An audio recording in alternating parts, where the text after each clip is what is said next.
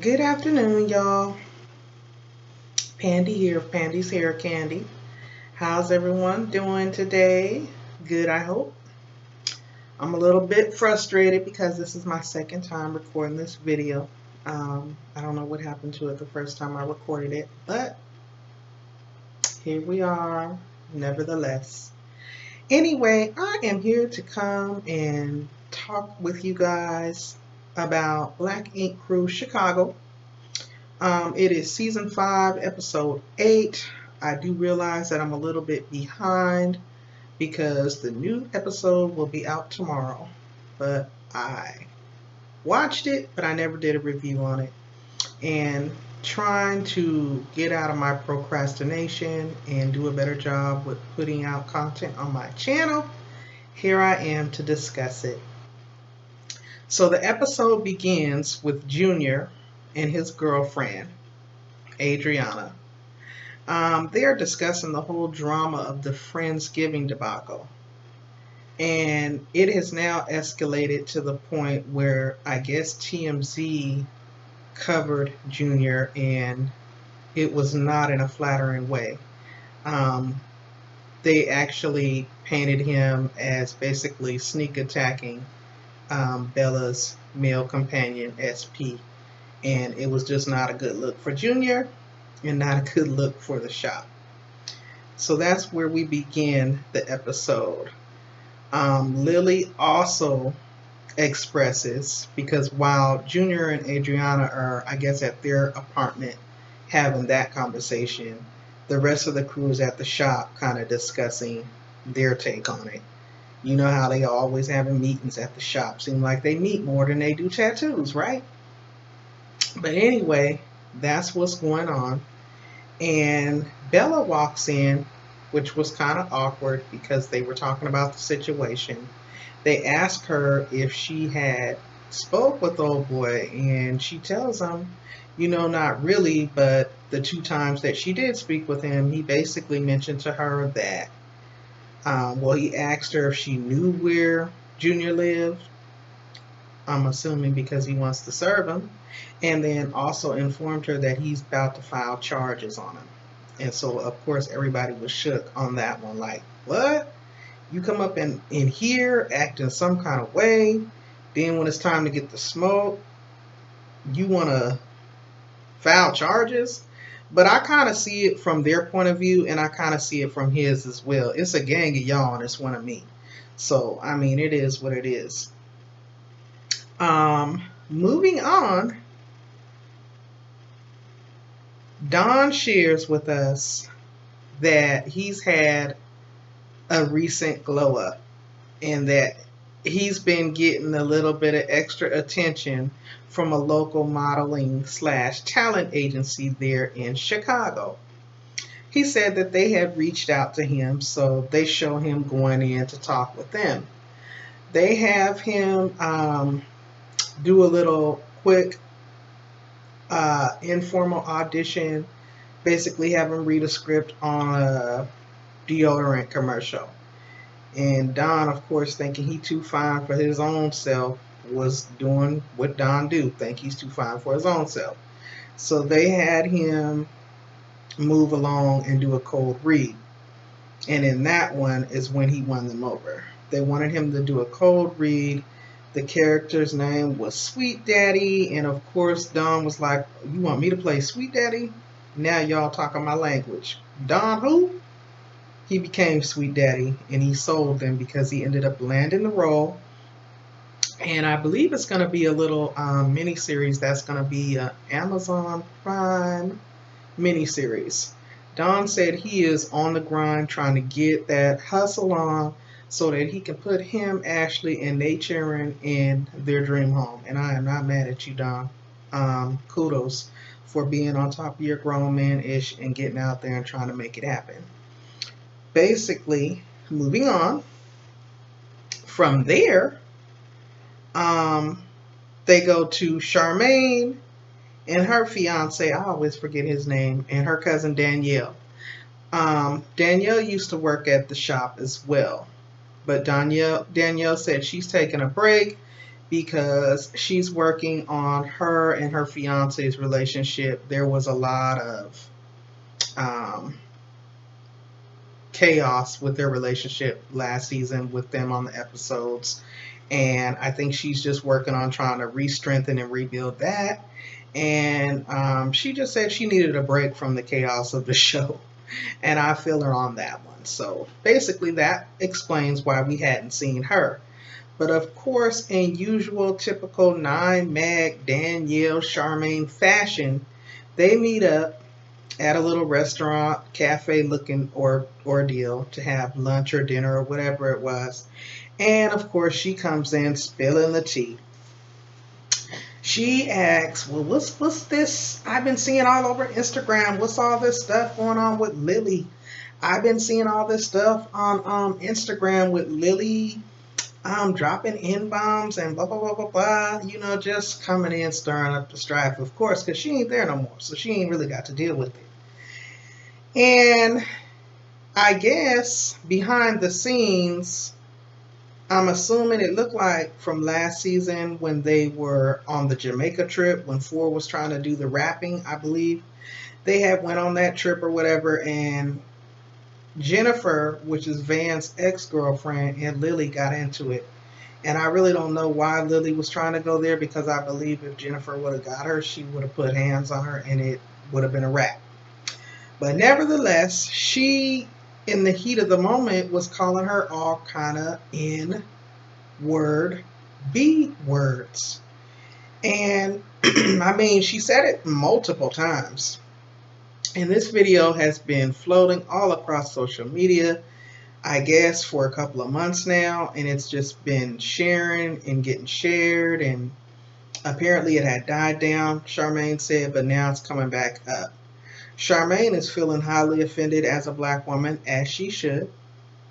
And she's really feeling some type of way because Lily is a Hispanic woman. She's, you know, not that it would make it any better if she was black, but I mean, that makes it worse. That adds insult to injury. You know what I'm saying? So, of course, they discuss it, and she shares that she's going to go back to the rest of the crew and see how this should be addressed, because at this point she's over it and she's ready for Lily to be fired.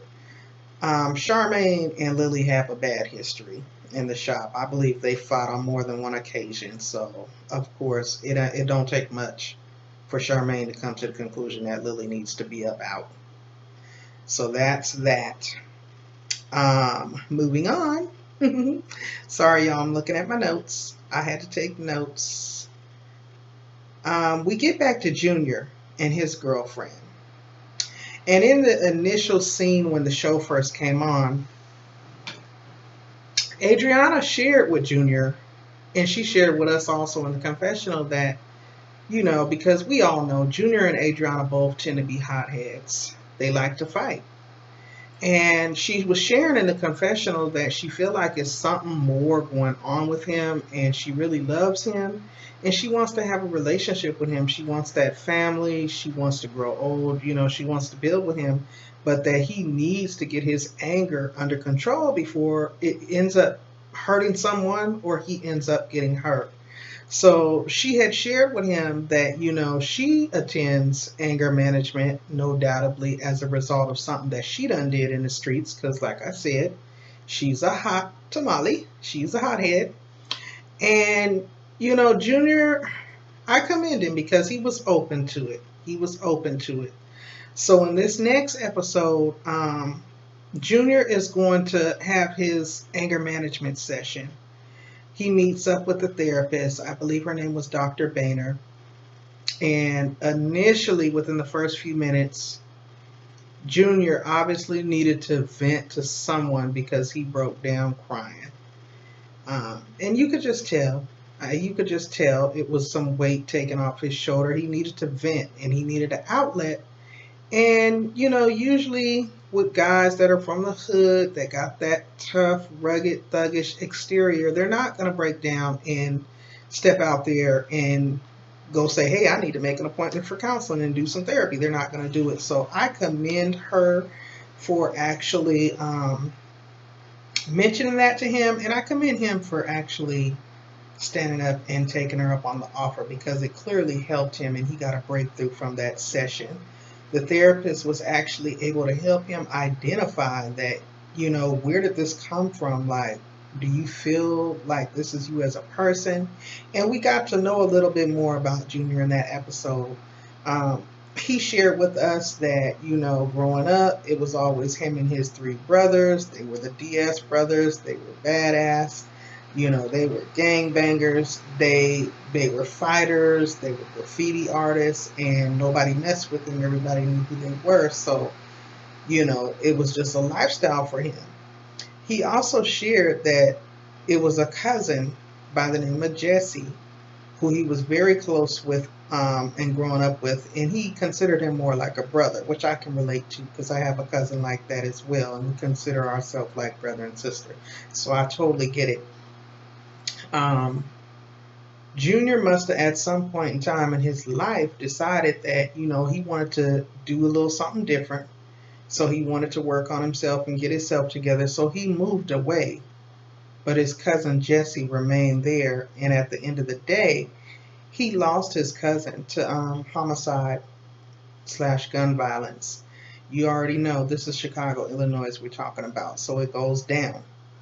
So he has been feeling the hurt and the pain and the guilt of that, because he kind of felt like, I moved on to better myself and I left him, and look what happened. So much so that he has not even properly grieved. He didn't attend the funeral even, and this happened in 2015. So, the therapist kind of helped talk him through that, and let him know you got to get that up off of you and up out of you. And it was a good session. I think Junior got a breakthrough. It also allowed for us as viewers to be able to see a little bit more insight into who Junior is as a man and why he's such an a-hole at times on the show. It helped me. I think I can identify a little bit better. Now, meanwhile, moving on, back at the shop, Lily was waiting for her client to arrive so that she could tattoo him. And of course, they're doing the little confessional where they're talking while she was waiting. And she's like, now I got to go up here and do my client up here in Ryan's booth, because my booth is all trashed from the Friendiversary fight. And I'll be dang if I go down there and clean up that mess. Them other grown people need to clean up and take responsibility. It's very embarrassing that I got to take this man up here into another workspace. So, nevertheless, typical Lily being Lily, angry young lady, just angry. So the boy comes through, her client, the man, I shouldn't say boy. He lets her know what he wants done, and Lily does the job, and she does a really good job. She freehands the art, and it's popping. I mean, it was a nice tattoo. But it was a brief scene, so they glazed over that. And basically, he left. They talked for a moment, and he left. After that, they go back to Junior and Adriana. Junior and Adriana is at the cemetery or at the graveyard burial site, whatever it's called, and they're waiting for his cousin Jesse's sister to come. Junior has apparently made up in his mind that he's ready to deal with this. He's ready to get some closure. So he was going to finally go and see his cousin off. He had never done that. So again, they spent a lot of time focusing on Junior in this episode. And there ain't nothing wrong with that, because like I said, we needed to get to know Junior a little better, being that, he's fairly new to the show. He went to the gravesite, he got to the plot, and he broke down and he shedded some tears, and it was pretty obvious that he needed to let that out. He needed to do that. I'm sure it was therapeutic and cleansing for him to get that up off of him. In fact, he said that he felt like it was a burden lifted off of him. So that was that. And Adriana was there. She was very supportive to him and letting him know that she was there for him and letting him know that she was thankful for him allowing her to be there to experience it and go through that with him. So that was a nice part, a nice scene in itself. I thought that was a pretty dope scene right there. Now from there, we get back to the shop again with another meeting. I ain't seen them do no tattoos. They having another meeting. Charmaine decides that she wants to bring up the fact that after Don left out that day to go handle his business with the acting gig, because Don said, I don't want no parts of this. I'm not finna stay around. Every time they start talking about charges and all this drama, I'm bouncing because I ain't got no time. I ain't got no time to be no part of that. I'm trying to get this bag secured for my family, and that's that. So anyway, Charmaine states, well, when you left Don, Lily was basically trying to blame everything on y'all. She was trying to shift everything around to, you know, whenever y'all do something, whenever the guys do this, whenever the guys do that, it's all good. But when I do something, it's a problem. Okay, but what I want to talk about is this tape that's floating around social media. So apparently the other guys, either they weren't aware or they weren't as knowledgeable on the situation. Van, on the other hand, was crystal clear on the tape because, again, it was his girlfriend that she was going back and forth with. So they're discussing it, and the whole bottom line of the breakdown is this is a predominantly African-American tattoo shop in Chicago, Illinois, with a large celebrity clientele on TV, and you got Lily, this Hispanic woman, on social media calling this woman all kind of N-word, B-words. And Charmaine is not feeling it. Like I said, she has a history with Lily. They don't really feel each other anyway. So I feel like this was the straw that broke the camel's back for her. And she just wasn't here for it. And I ain't mad at her. You know, I ain't mad at her at all. I don't think it would be cool for anybody to be using that type of derogatory language, but dang sure not nobody that's outside the race. That's just not going to be tolerated well. So Van and Don, they're in agreement. They're like, you know, Van is over it. He done already said he's straight with Lily. He's cool. Don was cool. Then during the meeting, in walks Lily. So she walks in on them talking about her, and they bring it to her attention, and she immediately tries to deflect and start arguing with Charmaine and saying, this tape don't got nothing to do with you. You's a white woman. It ain't like I was putting the ER on the end. I was putting the A on the end. And she just was not getting the fact that you are not authorized. You have not been credentialed, boo, to use that type of language with us as a people, period. Okay? She just wasn't getting it. So Van had to step up and start yelling with his little feisty self and letting her know, look, if I was calling you a SP word or some other derogatory word for Hispanic people, how would you feel? And she was like, it's not the same. It's not the same. Don, who was very no nonsense, was like, look, at the end of the day, Brian, you the boss. This is your shop. And Charmaine even stated, you know, your employees have brought to your attention, we're offended by this word. We should not have to tolerate this. None of us want to work with her anymore. We all vote for her to be fired. So how say you? And of course, Ryan, you could just tell in his spirit and his body language, he knew what they were saying was right, but I think he liked Lily as a person and as a friend, and it was just going to be hard for him to fire her. He just comes across like that would be an issue for him. So he tried to glaze over it and say something along the lines of, you know, Lily, you seem to be the common denominator here, so I'm going to have to ask you to take some time off for a little while and get yourself together. He didn't just come out and fire her. Well, Lily was pissed. So she starts going in on Charmaine, and Charmaine's like, oh no, Lily, you got me effed up. And the next thing I know, they was on the floor tussling. Charmaine looked like she done grew a pair, and she was throwing them hands. And Lily wasn't ready because Lily was on the ground. Now, the last couple of times they done got into it, Lily was throwing them hands on Charmaine. And of course, in typical reality TV fashion, this is where the episode ends, y'all. So y'all drop down in the comments and let me know what your take is on the show. What did y'all think of it? What were your thoughts? Let me know your comments down in the comments section.